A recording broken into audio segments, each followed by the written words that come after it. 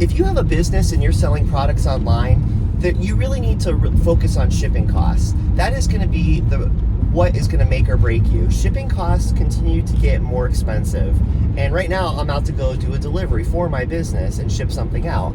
And that's totally fine, because within my pricing range, I have figured out, okay, how much does the product cost me when it's landed? Meaning, like, how much does it cost me fully to produce the product and to pay for the shipping to get it to my business, to me?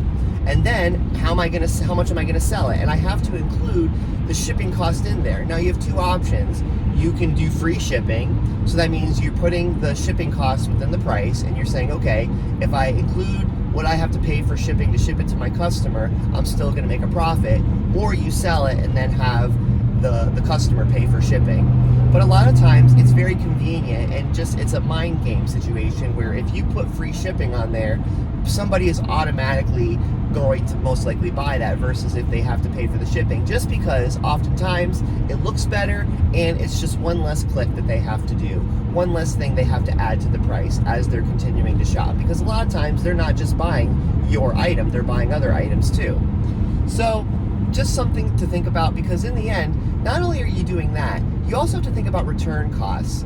People return items, even in the mail, and every single time something is returned, you have to pay for that. And then that product, most of the time, sometimes it's unharmed and it's completely fine. Other times, they have used it, or then it becomes like B stock, basically, where it becomes like a slightly used item, and you don't necessarily want to sell that to a customer as new. So these are other things you have to think about, and that's going to cost you. Now you can, if it's broken, you can obviously write it off as a loss, or you can go through the mail, because if the mail broke it or something like that, then obviously you can go through the insurance for the mail. Good luck with that, because there's so many ways that they try to nickel and dime you and not pay out if the mail does break something. But you can't go through the insurance process, or you just have to write it off as a loss, or maybe you sell it as a B stock in person in your store, or at a festival, or some other crafts thing that you go to, or an industry event that you go to, and you just sell it as B stock or label it as B stock. You can even label it as B stock on your website. I often do that too, and I still do sell B stock items, because some people do like B stock items.